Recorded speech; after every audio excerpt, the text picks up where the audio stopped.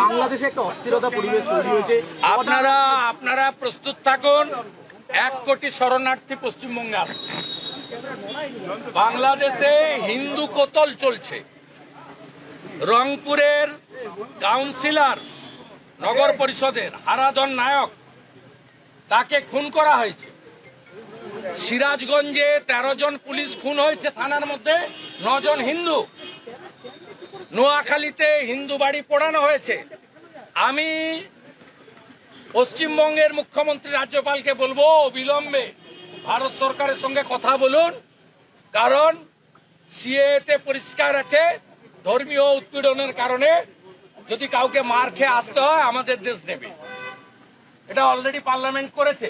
আমি আপনাকে বলছি, এই পরিস্থিতি যদি 3 দিনের মধ্যে কন্ট্রোল না হয়, জামাতের হাতে, মৌলবাদীদের হাতে বাংলাদেশ যাচ্ছে। 1 কোটির বেশি হিন্দু শরণার্থীকে নেওয়ার জন্য সবাই মানসিক প্রস্তুতি নেন। আমি তো প্রস্তুতি নিয়ে নিয়েছি। কেন্দ্রকে জানাচ্ছেন না, এটা এক্সটার্নাল অ্যাফেয়ার্স ম্যাটার। এটা রাজ্য সরকারকে, রাজ্যপালকে জানাতে হবে। আমি দরকার হলে লিখবো জয়শঙ্করজিকে, ডাইরেক্ট করতে পারি না।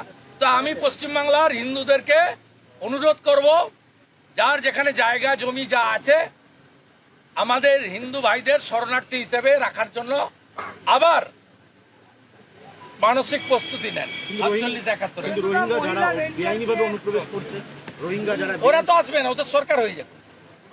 জামাতে কন্ট্রোলে চলে গেলে তো ওদের হাতে চলে যাবে। 7% হিন্দু আছে, তাদের পলায়ন আমাদেরকে নিতে হবে। হিন্দু ভাইদের সিএতে অলরেডি সরকার করে দিয়েছে।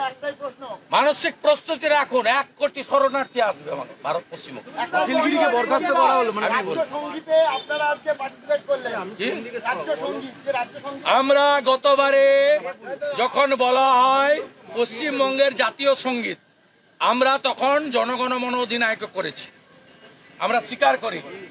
আজকে ওনাদের ভাষা পরিবর্তন করে বলেছেন এটা রাজ্য সঙ্গীত। রাজ্যের মুখ্য সচিব যখন অধ্যাদেশ জারি করে, আপনার পছন্দ হোক না হোক আপনাকে মেনে নিতে হয়। গতবারে অধ্যক্ষের ভাষার ভুল, আমরা পার্টিসিপেট করেছি জাতীয় সঙ্গীত গেয়ে। আপনার ভারতবর্ষে জাতীয় সঙ্গীত আপনি বদলাতে পারেন না। আজকে লিডার অব দ্য হাউস মাননীয় মুখ্যমন্ত্রী 2টো পার্টে বলেছেন যে পশ্চিমবঙ্গ সঙ্গীত গাওয়া হবে, তারপরে দেশের